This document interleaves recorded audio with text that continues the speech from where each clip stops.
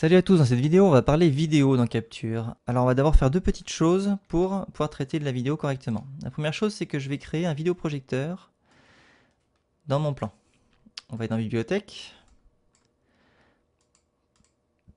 Projecteur vidéo, et on va aller chercher chez Christie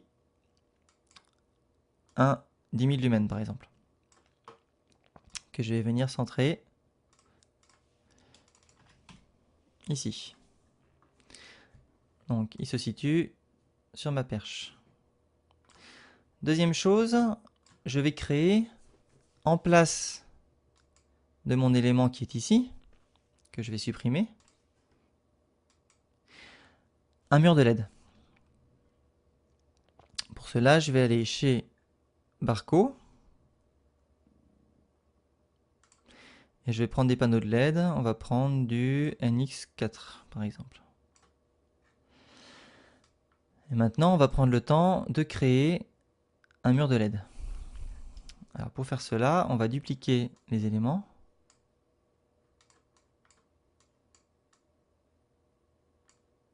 Je vais accélérer cette partie de la vidéo.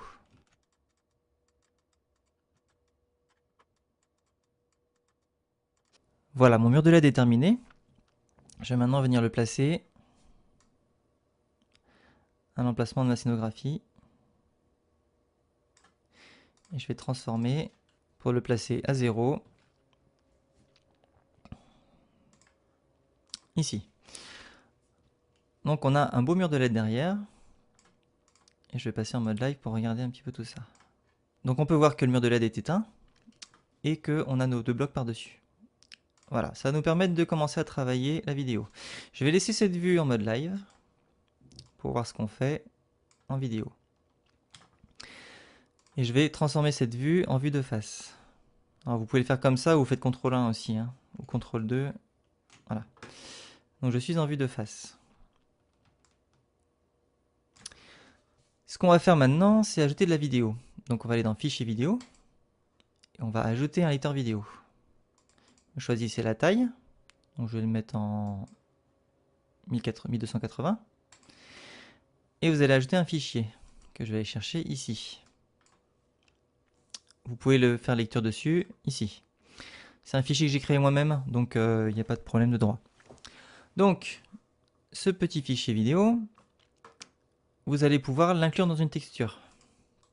On va créer un nouveau matériau qui s'appelle vidéo. Et dans générateur texture de média, vous allez pouvoir ajouter votre vidéo player 1. Vous aurez pu le renommer, hein. Il y a moyen de renommer l'éditeur vidéo.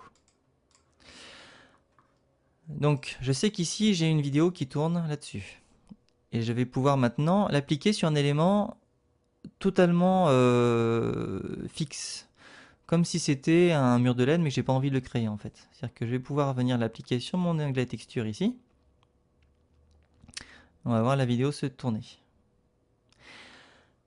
Maintenant, cette vidéo, on voit qu'elle est gérée comme une texture. Donc je vais faire la même manipulation qu'une texture. Je vais aller dans Mouvement de l'image et dans Extension de l'image. Et ainsi, mon image est étendue sur la vidéo. Sachant que c'est un élément qui est neutre, vous êtes obligé de rajouter de la lumière si vous voulez faire un noir plateau.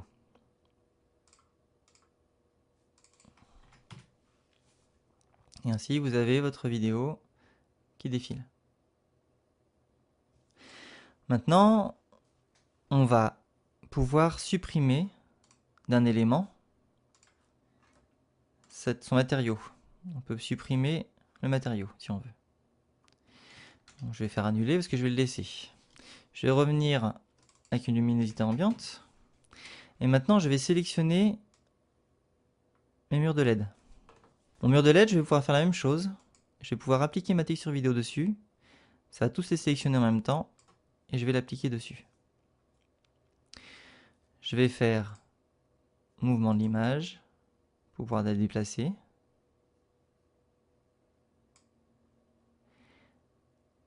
Et faire extension de l'image. Et je peux changer les paramètres par la suite si je veux déplacer tout ça. Voilà. Et en se rapprochant du mur de LED, on va venir voir les pixels que l'on n'aura pas sur un élément comme celui-ci. Maintenant, on va regarder ce qui se passe quand on veut appliquer cette image à plusieurs éléments en même temps. Donc je vais sélectionner une texture vidéo que je vais appliquer également à ces blocs sur le côté. Maintenant, je vais sélectionner tous mes éléments, sauf le personnage, et je vais faire mouvement de l'image et extension de l'image.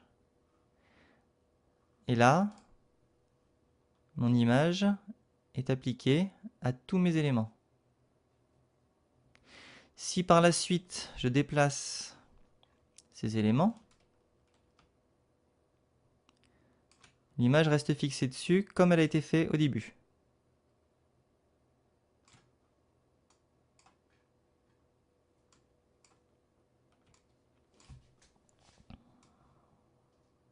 Et après, vous pouvez sélectionner les éléments.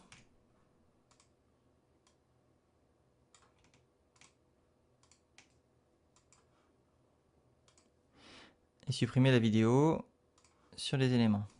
On n'a pas encore parlé de notre vidéoprojecteur, donc on va l'allumer. Il est ici, on va le sélectionner. Et en mode live, vous pouvez voir qu'il y a un icône supplémentaire qui est ici, qui me permet de gérer mon projecteur. Ce sera la même chose sur les projecteurs de scène. Et quand je l'ai allumé, avec mon clic droit, je vais pouvoir venir le plaquer sur mon décor. Essayer de me mettre bien en face et de plaquer à peu près correctement ma vidéo. Vous avez d'autres options ici pour la déformation. Verticale par exemple pour faire un trapèze. Voilà. Vous avez des options différentes selon les types de projecteurs. Maintenant qu'on a placé ce vidéoprojecteur, on va aller voir dans ses paramètres, ici, qu'on peut lui sélectionner un média, qui sera le vidéo player 1. La vidéo est toujours en lecture ici, donc on va pouvoir revenir sur notre vidéoprojecteur. Donc après, on va rester sélectionné dessus, et on va pouvoir venir dans ses paramètres, où il y aura plusieurs options, comme son mode de gestion en patch, son type de lampe et son type de lentille. Ça me l'a éteint. Et on va avoir également ici le média. Mettant vidéo player 1, on a le vidéo player qui tourne. Et je vais rebaisser la luminosité ambiante pour bien voir comment ça fonctionne.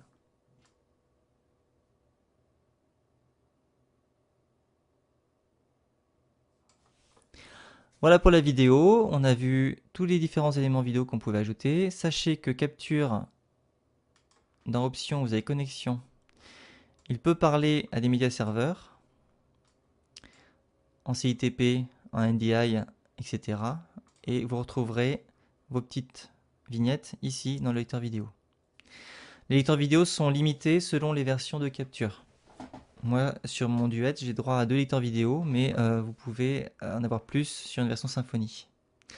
Je vous dis à bientôt pour un prochain tutoriel.